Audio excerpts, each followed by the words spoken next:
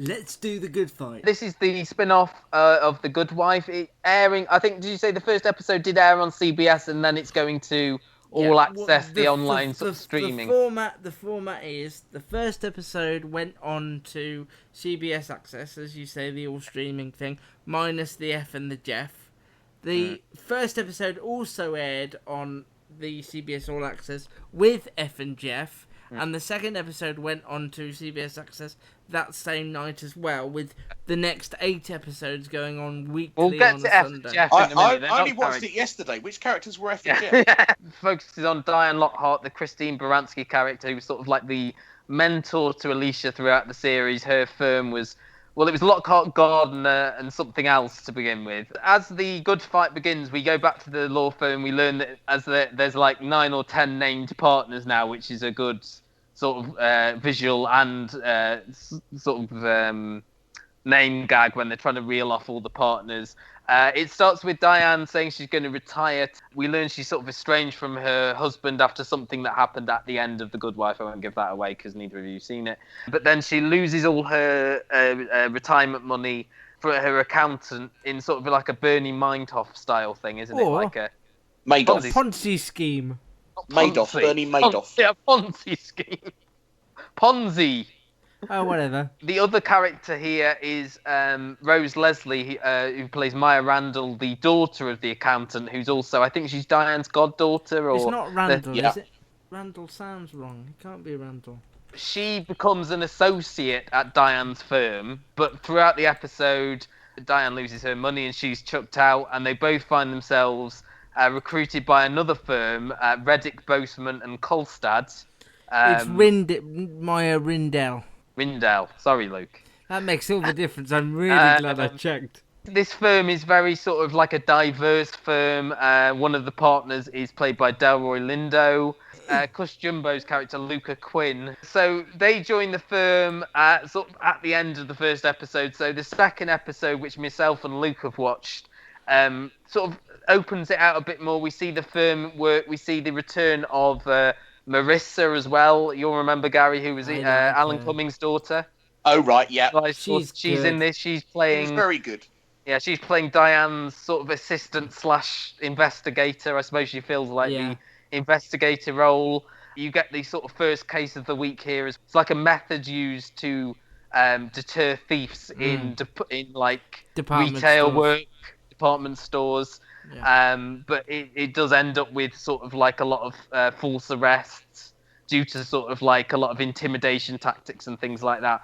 And it was very Good Wife, and it was nice to see them bringing back some of the sort of old recurring lawyers. We should say before we get into this too deeply, actually, if you're really chomping at the bit, it doesn't have a UK home yet. We saw it through screeners, so it doesn't have a UK home. I thought you said it was Sky, or... No, it's not been 100% confirmed. Not been 100%. Let's go to Gary then. You've watched a little bit more of The Good Wife than Luke, so... Yeah. I really liked this. It felt very familiar, but in a good way. And I really, really liked the kind of like the Ponzi scheme stuff. I really liked Rose Leslie. Because now this is the third different voice that she can pull off incredibly well. Her own obviously being one of them.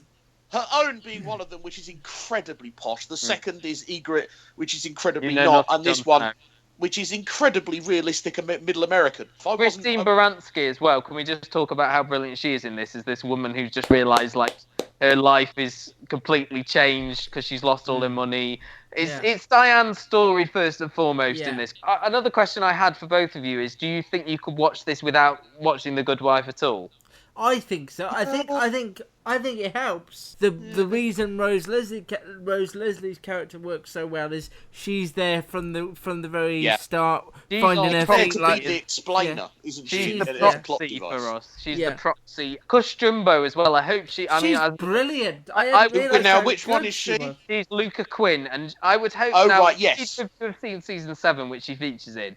But I think she was really sort of sidelined in. She was brought in quite strongly to start off with. Alicia meets her when Alicia has to go back to like bail, bail court or something. I don't know what the correct name for it is, but she meets her there, and they sort of become law partners. But towards the second half of the season, she sort of gets sidelined. She never really got her own storyline. As you say, she's brilliant when she gets the chance to shine.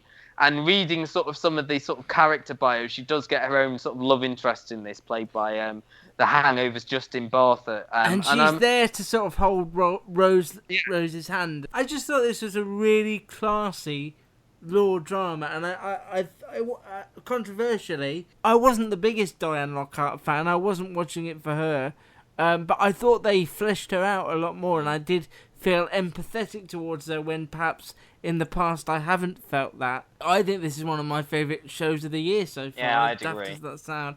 I hope it finds a UK home. It must find one. But More I just for?